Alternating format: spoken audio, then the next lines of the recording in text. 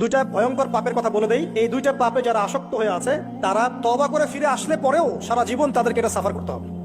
কথা বুঝতে পারছেন না? তওবা করে ফিরে এসেছেন মনে করে, তারপরেও আপনাকে সারা জীবন এই পাপের ফলটা ভোগ করতে হবে। এক, মাদক দ্রব্য দীর্ঘদিন সেবন করেছেন, তওবা করেছেন, ফিরে এসেছেন, আল্লাহ হয়তো মাফ করে দিয়েছেন, আল্লাহ পাক মাফ করে দিয়েছেন, বাট আপনি আপনার দেহের যে ক্ষতিটা করে ফেলেছেন এটা পোষাতে পারবেন না। এক নাম্বার। দুই, তখন আপনি যদি বিয়ে করেন আপনি স্ত্রীকে সন্তুষ্ট করতে পারবেন না। হ্যাঁ।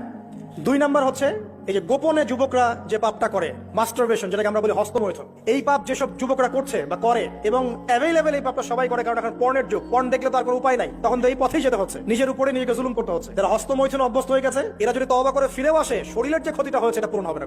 এখানে আপনার দেহের ক্ষতি, আপনার মস্তিষ্কের ক্ষতি, আপনার পরিবারের ক্ষতি, এমন আপনি যদি পরবর্তীতে গিয়ে পরিবার গঠন করতে চান আপনি সুখী পরিবারও গঠন করতে পারবেন না, কারণ ভিতর থেকে আপনি নিজেকে শেষ করে ফেলেছেন। গোপন পাপে লিপ্ত হবেন না, আপনি যৌবনকে ধরে রাখেন, ইনশাআল্লাহ দেখবেন আপনি সারা জীবন এনজয় করতে পারবেন ইনশাআল্লাহ। কিন্তু যদি এখন নিজেকে শেষ করে ফেলেন, এখন নিজেকে শেষ করে ফেললে আপনি বিয়ে করলে পরেও দেখবেন আপনি পস্তাচ্ছেন। ওই যে কলিকাতা হারবালে যেতে হবে, তখন মডার্ন হারবালে দৌড় দিতে হবে। আর সব হারবাল টারবাল খেয়ে লাভ হয় না। কারণ কি? কারণ আল্লাহ প্রদত্ত যে নিয়ামত সেটা আপনি নষ্ট করে ফেলেছেন, এখন এইটা আর আপনি ক্ষতিপূরণ দিতে পারবেন না।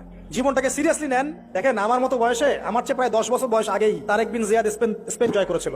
আমার যে বয়স এখন চলছে 30 পার হয়ে গেছে, এর চেয়ে আরো প্রায় 10 বছর আগে মোহাম্মদ বিন কাসিম এই সিন্ধু জয় করেছিল। এখন যে ইসলাম আপনি ভোগ করছেন এটা তাদের ফল, তাদের এই জিহাদের ফল। তো এখন আমাদের এই যে 20 বছর 30 বছরের যুব সমাজের দিকে তাকায় দেখেন, একবার তাকায় দেখেন, চেহারাগুলো একটু দেখেন, চেহারা দেখেন, এক একটা চেহারা দেখেন, চেহারায় নূর নাই, নষ্ট হয়ে গেছে, নামাজ নাই, চোখগুলো বসে যাচ্ছে, কারণ সারা রাত জেগে থাকছে। ওই যে টিকটক টিকটক টিকটক সারা রাত, হ্যাঁ সারা রাত ফোনে, সারা রাত গল্প গুজব। রাত্রেবেলা দেখবেন, রাত্রেবেলা শহর যেন জীবিত হচ্ছে, রাত্রেবেলা ক্যারাম খেলে, রাত্রে লুডু খেলে, রাত্রে এটা করে, রাত্রে সেই, সারাদিন ঘুম, সারাটা দিন ঘুম। আপনি কি জানেন সারা রাত জেগে থাকে কুকুর এবং সারাদিন ঘুমায় কুকুর। আর দেখবেন আপনি বিড়ালকে দেখবেন, ও কিন্তু রাত্রে ঘুম এবং দিনের বেলা সে অ্যাক্টিভ। পাখিকে দেখবেন, পাখি সন্ধ্যা হলো একদম ঘরে, যেই সূর্য ডুববে পাখি একদম ঘরে, দেখেন না পাখি ঘরে, আর যেই ফজর হবে পাখি বের হয়ে গেল। আর আল্লাহ রাসূল সাল্লাল্লাহু আলাইহি ওয়াসাল্লাম হয়তো বা এই কারণেই, আল্লাহ ভালো জানেন, তিনি বলেছেন এমন কিছু মানুষ জান্নাতে যাবে যাদের মনটা হবে পাখির মতো। সুবহানাল্লাহ। দেখেন পাখি কি করে, একদম সন্ধ্যা হলো ঘরে ঢুকে গেল, যেই ফজর হবে একদম ফজরের আগে আগে সে বের হয়ে গেল। তো পাখির মতো হওয়ার চেষ্টা করে, পাখির মতো লাইফস্টাইলে আসেন, এবং সে সারাদিন পরিশ্রম করে রিজিকের জন্য, করে না? আল্লাহ পাক পাখিকে রিজিক দেন কি চাকরির মধ্যে দিয়ে না ব্যবসার মধ্যে দিয়ে? কিভাবে সে রিজিক পায়?